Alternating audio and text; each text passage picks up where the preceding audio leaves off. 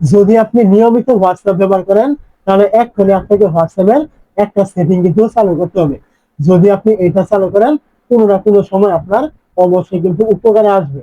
সেটিংটা পাওয়ার জন্য আপনি কি করবেন? প্রথমে চলে আসবেন আবারও হোয়াটসঅ্যাপে।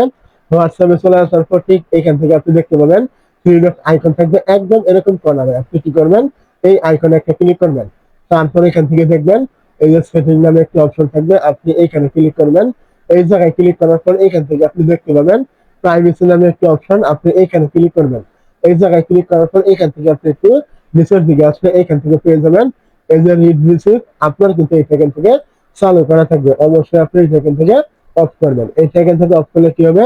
এখন থেকে আপনাকে যখন কেউ হোয়াটসঅ্যাপে কোনো রকম মেসেজ দিবে, আপনি তার মেসেজটা দেখলেও কিন্তু সে অপর পাশ থেকে বুঝতে পারবে না যে আপনি তার তার মেসেজটা দেখেছেন বা আপনি করেছেন। এটা চালু করা থাকলে কিন্তু আগে কেউ আপনাকে মেসেজ করলে আপনি ওই মেসেজটা দেখলে কিন্তু সে অপর পাশ থেকে বুঝতে পারতো আপনি তার মেসেজটা দেখেছেন। কিন্তু এটা এখন থেকে অফ করে রাখলে কিন্তু আর সে অপর পাশ থেকে বুঝবে না যে আপনি তার মেসেজটা দেখেছেন বা আপনি করেছেন।